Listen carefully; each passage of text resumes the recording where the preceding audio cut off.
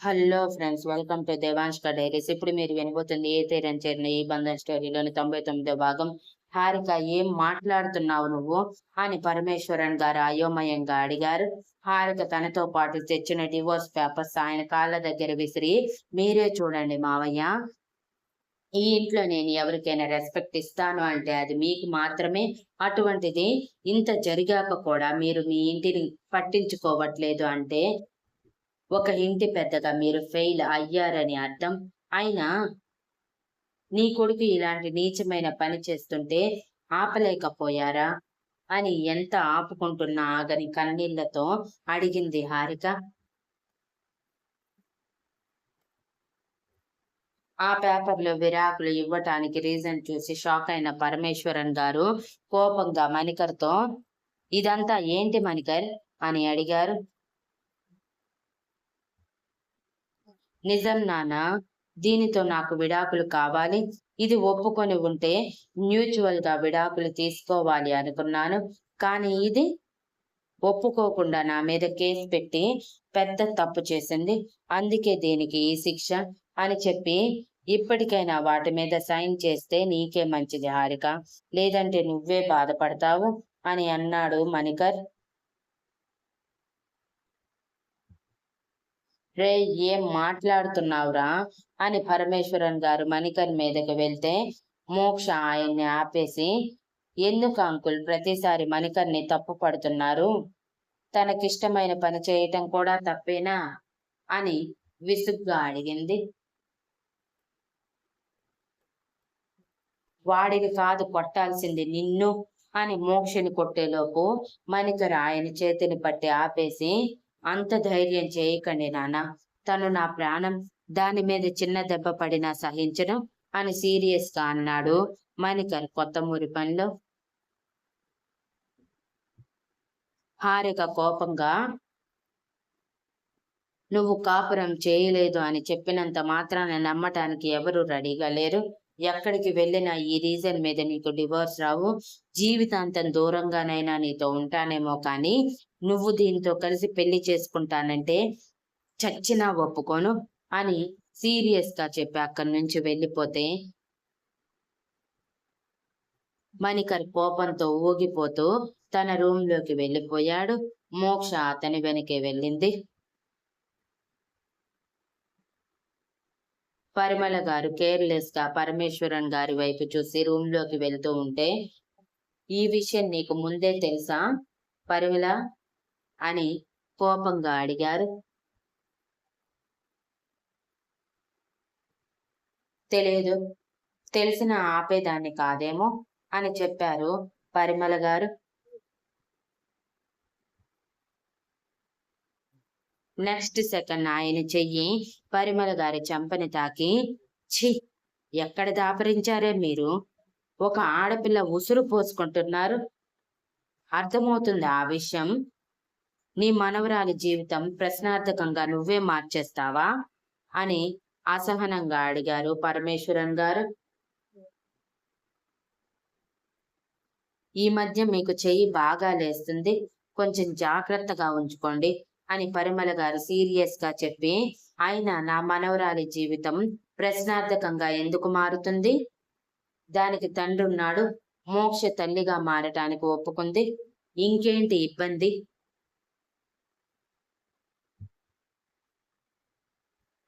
దాని జీవితం అది చూసుకోక మన కొడుకు మీద పడి ఏడుస్తుంటే దానికి నచ్చ చెప్పాల్సింది పోయి మా మీద విరుచుకు పడతారేంటి అని సీరియస్ గా అడిగి రూమ్ లోకి వెళ్ళి డోర్ లాక్ చేసుకుంటే ఆయన నిస్సహాయ స్థితికి ఆయనే అసహ్యించుకుంటూ ఎటు వెళ్లాలో పాలుపోక హాల్లోనే బొమ్మలా నిలబడిపోయారు. ఇంటికి వెళ్ళాక పల్లవి గారు ఎక్కడికి వెళ్ళావు అని హారికని అడిగితే మణికర్ చేసిన పని చెప్పి, వాడికి ఎలాగైనా కోర్టులోనే బుద్ధి చెప్తానమ్మా అని కోపంగా అంది హారిక. అలా రోజులు గడుస్తూ మరో రోజు తర్వాత ముందుగా కోర్టులో మణికర్ హారికని మోసం చేసిన కేసు వస్తే ఇదంతా అబద్ధం కావాలని ట్రాప్ చేస్తుంది అని దానితోనే హారిక మీద నలుగురి చేత డబ్బులు ఇప్పించి అబద్ధాలు చెప్పించి తన మాటలు కొట్టిపరేసేలా చేశాడు మణికర్. ఇదంతా తెలియని పరమేశ్వరన్ గారు ప్రసాద్ గారి ఫ్యామిలీ ముందు తలదించుకుంటే మిగిలిన వాళ్ళు గర్వంగా చూశారు. అలా హారిక పెట్టిన కేసు మణికర్ పెట్టిన డబ్బుల వల్ల కొట్టివేయబడింది.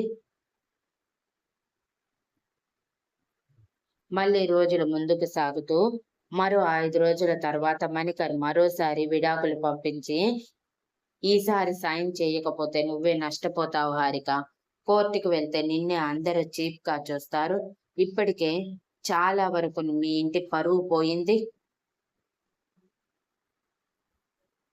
ఇప్పుడు నిన్ను బయట ఎలా చూస్తున్నారు అనేది నేను నీకు ప్రత్యేకంగా చెప్పాల్సిన అవసరం లేదు, మరి నీ ఆత్మాభిమానాన్ని ఇంకా పోగొట్టుకుంటావా?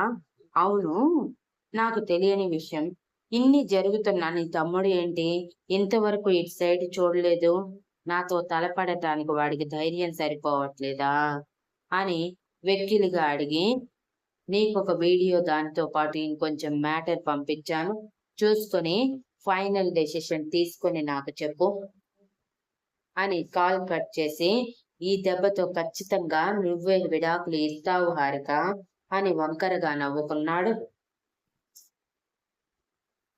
పరమేశ్వరన్ గారు పరిమళ గారికి మణికర్కి ఎంత నచ్చజెప్పాలని చూసినా వాళ్ళు వినకపోయేసరికి చివరి ప్రయత్నంగా మోక్షతో ఎంత డబ్బు కావాలంటే అంత డబ్బు ఇస్తాను, తమ కుటుంబాన్ని వదిలి వెళ్ళిపో అని అడిగారు.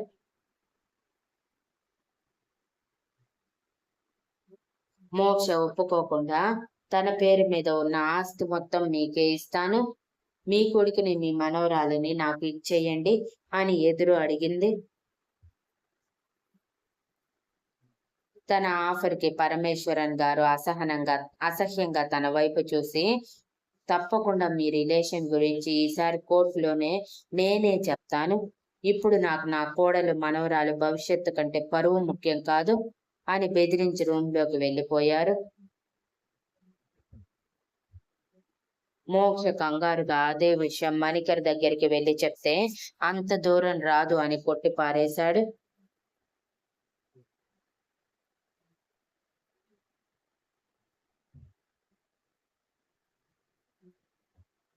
మణికర్ మాట్లాడింది నైట్ 9 గంటల టైంలో. సేమ్ టైంలోనే పరమేశ్వరన్ గారు బయట మోక్షతో డీల్ మాట్లాడారు, కానీ మోక్ష ఒప్పుకోలేదు. మణికర్ మాట్లాడిన తర్వాత హారిక అయోమయంగానే ఫోన్ ఓపెన్ చేసేలోపు పక్కన యశస్వి లేచి ఏడవటంతో ఫోన్ పక్కన పడేసి తనని ఊరడిస్తూ కొంచెం ఫుడ్ పెట్టి ఆకలి తీర్చి మరోసారి నిద్రపుచ్చటానికి ట్రై చేసింది. కానీ అప్పటికే యశస్వి పగలంతా చాలాసేపు నిద్రపోయి ఉండటంతో నిద్రపోనని మారం చేస్తూ ఆడుకుంటూ ఉంది. తనతో పాటు హారిక ఆడుకుంటూ అప్పటి వరకు ఉన్న బాధ మర్చిపోయింది.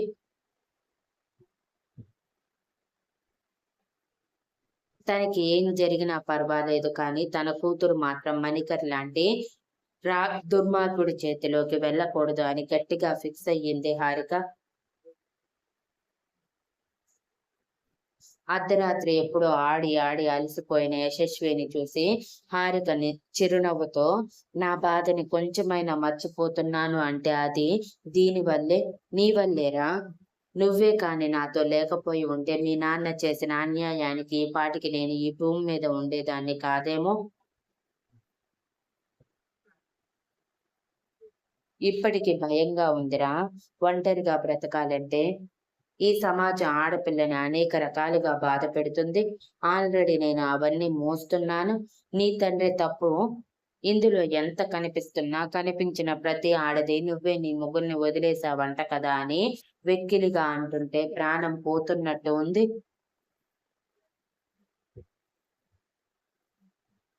వాళ్ళకి నిజం తెలిసి వాడికి నిజం తెలుసు, వాడే నన్ను దారుణంగా మోసం చేశానని, ఇన్నాళ్ళు వాడు దూరంగా ఉన్నాడని సైలెంట్ గా ఉండి తప్పు చేసి నీకు తండ్రిని లేకుండా చేశానురా, నన్ను క్షమించు. అని బాధగా అనుకుని నిద్రపోదాం అనుకునేసరికి పక్కన ఫోన్ బ్లింక్ అవ్వటంతో మణికర్ చెప్పిన మాటలు గుర్తుకు వచ్చి, అవును, ఆ వెధవ ఏదో పెట్టానని చెప్పాడు కదా, ఏంటది అని ఫోన్ తీసుకుని ఓపెన్ చేసి చూసింది. వీడియో చూస్తున్న కొద్దీ హారిక మొహంలో భావాలు మారిపోతూ, శరీరంలో రక్తం చుక్క లేనట్టు మొహం మొత్తం పాలిపోయింది. ఇక మిగిలిన ఇన్ఫర్మేషన్ చూసి మనసు శరీరం పూర్తిగా చచ్చబడిపోయినట్టు శూన్యంలోకి చూస్తున్నట్టు చూస్తూ ఉంది. అలా ఎంతసేపు ఉందో తెలియదు కానీ కరెక్ట్‌గా 2 గంటల టైంలో ఏదో గట్టిగా నిర్ణయించుకున్నానన్నట్టు యశస్విని తనివి తీరా చూసుకొని తన మొహం మొత్తం ముద్దులు పెట్టి ఒక లెటర్ రాసి భద్రంగా దానిని తను చదువుకున్న కాలేజ్ బుక్స్‌లో లోపల పెట్టి విశాల్‌కి ఒక మెసేజ్ పంపించేసి రిలాక్స్‌గా ఫీల్ అయ్యింది. ఉదయం నిద్ర లేచి పనులు చేసుకుంటున్న పల్లవి గారు యశస్వి మాటలు అర్ధరాత్రి వరకు వినిపించి ఇంకా ఇద్దరు నిద్ర లేచి ఉండరనుకొని ఆవిడ పని ఆవిడ చేసుకుంటూ ఉన్నారు. 8:30 గంటల సమయంలో ప్రసాద్ గారు ఆఫీస్కి వెళ్తూ ఇంకా యశస్వి హారిక లేవలేదా అని అడిగితే, లేవలేదండి, దాని జీవితం ఆలోచిస్తున్న కొద్దీ చాలా భయం పుడుతుందండి, వాడేమో దారుణంగా దీని మీద ఏవేవో చెప్తున్నాడు, దానికి తోడు ఇంతవరకు దాని అత్త చేసిన పని వల్ల ఆ వీధిలో ఇది అందరి దృష్టిలో చెడ్డగా మారింది. పైగా మణికర్ వేరే అమ్మాయితో కలిసి ఉంటున్నాడు అంటే భార్య లోపం వల్లే అంటూ దీనిని ఎత్తి పొడుస్తూ ఉన్నారు ఈ సమాజం. మొన్న చూశారుగా కోర్టులో ఏం జరిగిందో, చాలా భయం వేస్తుందండి అని బెంగగా అన్నారు పల్లవి గారు. బాధపడకు పల్లవి, దాని జీవితానికేంటి, మనం లేమా దానికి తోడుగా, దానిని జీవితాంతం సంతోషంగా చూసుకోగలం. ఇక విశాల్ దగ్గర ఈ విషయాలన్నీ దాచి లాభం లేదు, వాడికి చెప్పేయటం మేలు అని అన్నారు ప్రసాద్ గారు. నేను అదే అనుకుంటున్నానండి, ఇప్పటికే విశాల్కి చెప్పేసి ఉంటే ఇంత దూరం వచ్చేది కాదేమో, వాడు కొట్టైన మణికర్ని దారిలోకి తెచ్చేవాడు, ఇది దాని మీద ఒట్టేసుకుని మరి మనల్ని కట్టేసింది, ఇక ఆగటం నా వల్ల కూడా కావటం లేదండి అని అంటూ ఉండగానే విశాల్ నుంచి ఫోన్ వచ్చింది. ఈరోజు వీకెండ్ కావటంతో విశాల్ నైట్ బీర్ తాగి ఎప్పుడో అర్ధరాత్రి దాటాక పడుకోవటం వలన జస్ట్ ఒక 5 మినిట్స్ ముందే బద్ధకంగా నిద్ర లేచి మొదట ఫోన్ తీసుకుని చూడగా హారిక పంపిన మెసేజ్ చూసి హడలిపోయి వెంటనే ఫోన్ చేశాడు. కానీ హారిక లిఫ్ట్ చేయకపోవడంతో ప్రసాద్ గారికి ఫోన్ చేశాడు 8:30 టైంలోనే. ప్రసాద్ గారు ఫోన్ వైపు చూసి, నీ కొడుకుకి 100 ఏళ్ళు, వాడే ఫోన్ చేస్తున్నాడు అని చెప్పి ఫోన్ లిఫ్ట్ చేయటమే, నాన్న హారిక దగ్గరికి వెళ్ళండి అని అరిచాడు. ఏమైందిరా అని ప్రసాద్ గారు కంగారుగా అడుగుతుంటే, ముందు చెప్పింది చేయండి నాన్న అని గట్టిగా అరిచాడు విశాల్ పిచ్చ కోపంతో. ప్రసాద్ గారికి ఎందుకో భయంగా అనిపించి వెళ్ళి హారికని పిలువు పల్లవి త్వరగా అని అరవటంతో అలాగేనండి అని అయోమయంగా పల్లవి గారు వెళ్ళి రూమ్ డోర్ కొడుతుంటే అటువైపు నుంచి ఏ సమాధానం రాకపోగా యశస్వి ఏడుపు ఎక్కువగా వినిపిస్తూ ఉండటంతో కంగారు పడి, ఏమండి, హారిక తలుపు తీయటం లేదు, కొంచెం చూడండి అని ఏడుస్తూ అరిచారు. వెళ్ళండి వెళ్ళండి డాడీ, తలుపులు బద్దలు కొట్టండి, త్వరగా త్వరగా, నేను ఇప్పుడే బయలుదేరుతున్నాను అని విశాల్ అరిచి ఫోన్ కట్ చేసి షార్ట్ లో ఉన్న తను ప్యాంట్ లోకి మారి కనీసం బ్రష్ కూడా చేసుకోకుండా వ్యాలెట్ తీసుకొని బయటికి పరిగెత్తాడు. విశాల్ అలా కోపంతో అరవటంతో ప్రసాద్ గారు తినే చేతిని కడుక్కోకుండానే వెళ్ళి డోర్ బద్దలు కొట్టి లోపల హారిక పరిస్థితి చూసి షాక్ అయ్యి, హారిక అని ఒకేసారి అరిచారు ప్రసాద్ గారు పల్లవి గారు. Thank you for listening and please like, share, comment and subscribe.